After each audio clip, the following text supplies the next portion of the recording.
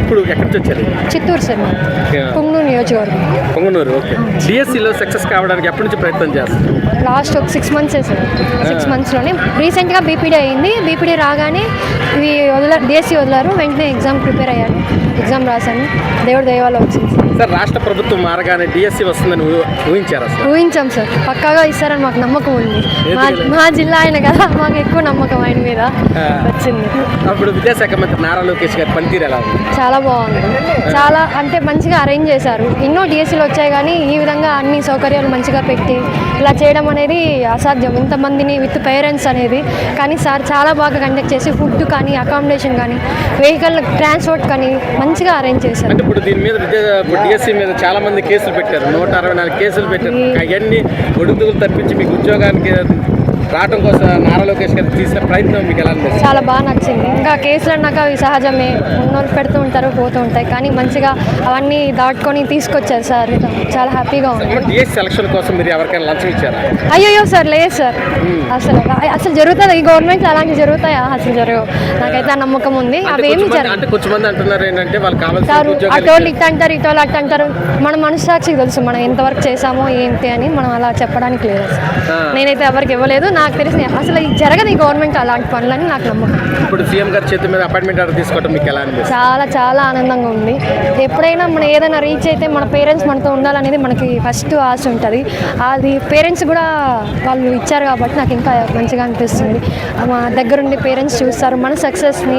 అందులో చిన్న ఏజ్లో మేము ఓసీలో అసలు జాబ్ రాదనుకొని వదిలే మా పేరెంట్సే కానీ ఎందుకులే దానికోసం హోప్ పెట్టుకోకు అని చెప్పారు.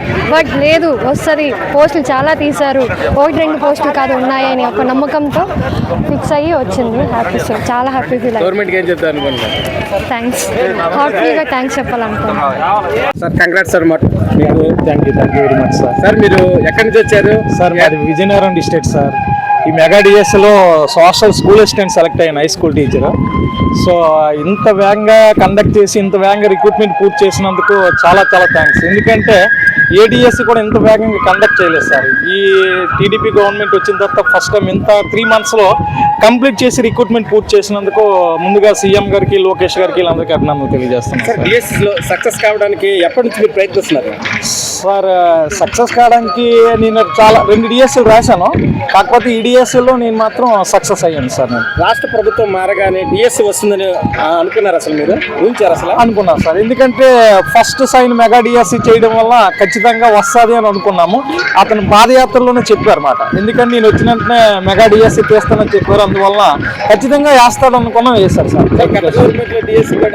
సార్ లేదు సార్, 5 సంవత్సరాలు అయింది. అతను ఒక్క డిఎస్సి, ఒక్క కానిస్టేబుల్ కానీ, గ్రూప్ 2 కానీ ఏది నోటిఫికేషన్ తీయలేదు. ఇతను వచ్చిన వెంటనే తీశారు సార్. చాలా సంతోషం అండి. సార్ విద్యాశాఖ మంత్రి నారా లోకేష్ గారి పనితీరు ఎలా ఉంది మీకు?